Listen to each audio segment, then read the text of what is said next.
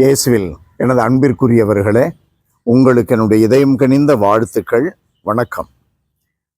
அன்பானவர்களே, இன்றைய நம்முடைய சிந்தனைக்கென்று மார்க் நற்செய்தி 10வது அதிகாரம் 46 52 முடிய நமக்கு கொடுக்கப்பட்டுள்ளது.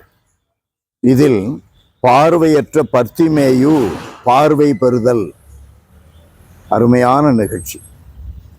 இயேசு ஆண்டவர் பாஸ்காவிற்காக சென்று கொண்டிருக்கிறார். எருசலேமுக்கு செல்லுகிறார். எரிகோவிலே அவருக்கு திரளான மக்கள் அவரை சுற்றிலும் அவர் பேசுவதை கேட்க, ஏதாவது செய்ய மாட்டாரா என்று கூட எதிர்பார்ப்போடு தான் மக்கள் வருகிறார்கள்.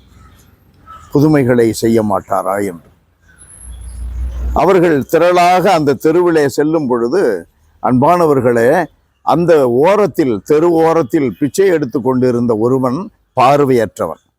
பர்த்திமேயு என்பவருடைய மகன் திமேயு.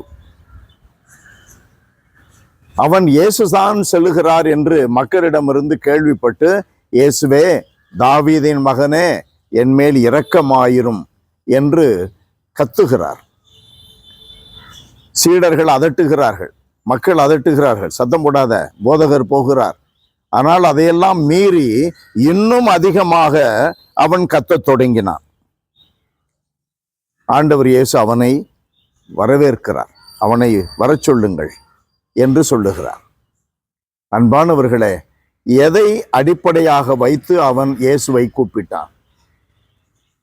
இயேசு செய்த பல அருங்காரியங்களை குறித்து அவன் கேள்விப்பட்டிருக்க வேண்டும். அவனிடம் கேட்டு அவன் உண்மைகளை பெற்று கொண்டிருப்பான். ஆகையினால் இயேசுவிலே நம்பிக்கை. இவர் இப்படியெல்லாம் செய்கிறார், எனக்கும் பார்வை தர முடியும் என்ற நம்பிக்கை. இவர் தாவீதின் மகனாக வந்திருக்கிறார், தாவீதின் மரபிலிருந்து வந்திருக்கிறார் என்று கூட அவனுக்கு தெரிந்திருக்கிறது என்றால் எவ்வளவு கூர்மையாக அவன் கவனித்து கொண்டிருக்கிறான் இயேசுவினுடைய வருகையை பற்றி, இயேசுவினுடைய போதனைகளை பற்றி, செயல்பாடுகளை பற்றி. இறை வார்த்தையை படிக்க படிக்க நாம் இயேசுவிலே இன்னும் அதிகமாக நம்பிக்கை கொள்ளுவோம். நம்பிக்கை என்பது கடவுள் கொடுக்கின்ற கொடை. ஆனால் அதற்கு கடவுள் நமக்கு ஒரு வாய்ப்பை கொடுக்கிறார். ஆண்டவருடைய வார்த்தையை வாசிக்க, கடவுளை பற்றி தெரிந்து கொள்ள கடவுள் மீது இன்னும் அதிக நம்பிக்கை. அதனால் விளைவுகளாக நமக்கு அதிக நன்மைகள் வாழ்க்கையில கிடைக்கும். அப்படி கூப்பிட்ட உடனே ஆண்டவர் இயேசு அவனை அன்போடு பார்த்து, நான் உனக்கு சொல்லுகிறேன், நீர் போகலாம், உமது நம்பிக்கை உன்னை நலமாக்கிற்று. அன்பானவர்களே, நாம் நம்பினால் கடவுளின் மகிமையை காண முடியும். உறுதிப்பட நம்ப வேண்டும். ஆண்டவரை தேடினால் நமக்கு 8:14 நீதிமொழிகளிலே வாசிக்கிறோம், காலையில் ஆண்டவரை தேடுபவனுக்கு அவர் கண்டடையக்கூடியவனாக இருப்பார்.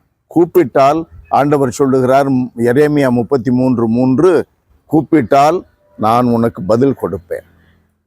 அன்பு நிறைந்த எங்கள் ஆண்டவரே, நாங்கள் எங்களுடைய தேவைகளில் மட்டுமல்ல, எங்களுடைய வாழ்க்கை துணையாகவே நீர் எப்பொழுதும் இருக்க வேண்டும். தலைமையாக நீரே இருக்க வேண்டும். பாதையாகவும் வழித்துணையாகவும் வாழ்வாகவும் நீரே இருக்க வேண்டும் என்று எல்லா வேளைகளிலும் நாங்கள் உணர்ந்து அனுபவித்து, உம்மை கூப்பிட்ட வண்ணம், உம்மை பெற்று அனுபவிக்கின்ற வண்ணமாக வாழ எங்களுக்கு வரம் தாரும். இதனால் நன்மைகள் எங்களுக்கு, மீட்பு எங்களுக்கு, வாழ்வில் கரை சேருவது நாங்களே. எங்கள் மீது இரக்கமாயிரும். இயேசுவின் பெயரால் மன்றாடுகிறோம் பிதாவே. ஆமென், ஆமென்.